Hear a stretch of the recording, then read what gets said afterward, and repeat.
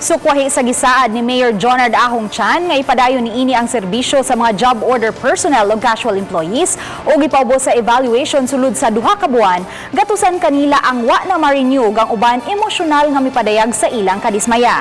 Aniya nga akong report exclusive. Sa yukarong adlaw, mituyo pagbisita sa Barangay Hall sa Basak ang 63 anyos nga si Cecilia lumungsod aron makiginabi sa kapitan sa unsa mang trabaho nga pwede niyang masudlan. Matud ni Cecilia, sukad pa niadtong 1992 siya nagtrabaho isip job order personnel sa Clean and Green. Apan niadtong Lunes sa hapon, nakugang na lang siya nga lakip siya sa mga wa na ma-renew. Nagpasalig man siya nga, wa ko na putlon, kaway tangtangon ba? Mo to gahapon meeting dito nga napag ko may 1 month di naghuwat mi ay ba nga pagkalaon na termination man tanan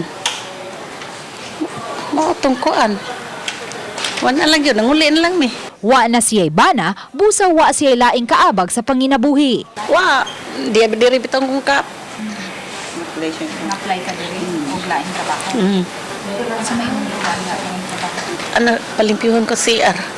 Lakip sa nadismaya si Rosalie Limpangog, 42 anyos, nagtrabaho usab isip job order personnel sa Clean and Green. Niadtong Lunes, nitrabaho pa siya apan pagkahapon nalakip na ang iyang pangan sa wa ma-renew. Lain sad kay ni saad biya siya nga 2 months, niya din nahimong 1 month, niya din termination. So wala siya kuan, way baruganan ba. Gikonpermar ni Mayor Jonard Ahong Chan nga ubay-ubay sa mga job order personnel o casual employees ang wa na ma-renew subay sa evaluation nga gihimo sa mga department heads. Ang wa ma-renew naglakip sa mokapin 200 ka mga job order personnel sa Clean and Green, laing kapin 200 ka mga kawani nga nadistino sa MRF ug 88 ka mga personnel usab sa CTMS. Mao man ay akong gi-announce when we had our meeting with the department heads na you make an endorsement to all the job orders and casuals na nag-perform gid sa ilang duties.